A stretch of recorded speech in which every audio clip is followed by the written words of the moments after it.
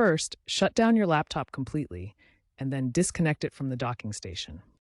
Next, disconnect the docking station from its power source, whether it's an AC adapter or USB-C power delivery. Finally, unplug all peripherals from the docking station, such as monitors, USB devices, and the Ethernet cable.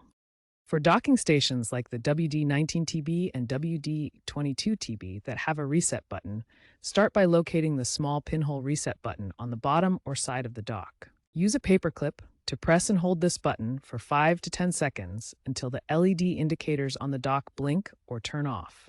This action triggers the hardware reset, clearing temporary memory and restoring the dock to its default settings.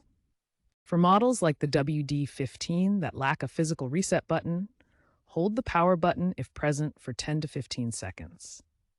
If there's no power button, simply wait 30 seconds after unplugging the dock to allow capacitors to fully discharge. This achieves the same reset effect. First, plug the dock back into its power source and wait for the LED indicator to stabilize, which usually takes 10 to 20 seconds. Next, reconnect your laptop to the dock using the USB-C or Thunderbolt cable.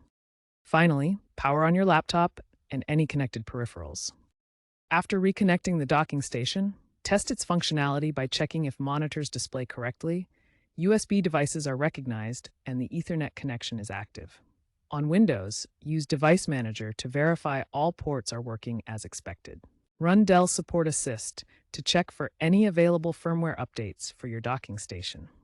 Keeping the firmware up to date ensures optimal performance and resolves potential bugs.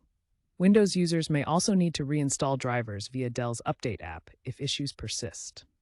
If problems continue after the reset, try a full system restart on your connected device. Avoid performing resets during firmware updates to prevent damaging the device. Ground yourself before touching internal components to avoid static damage. If the hard reset fails, contact Dell support for further assistance.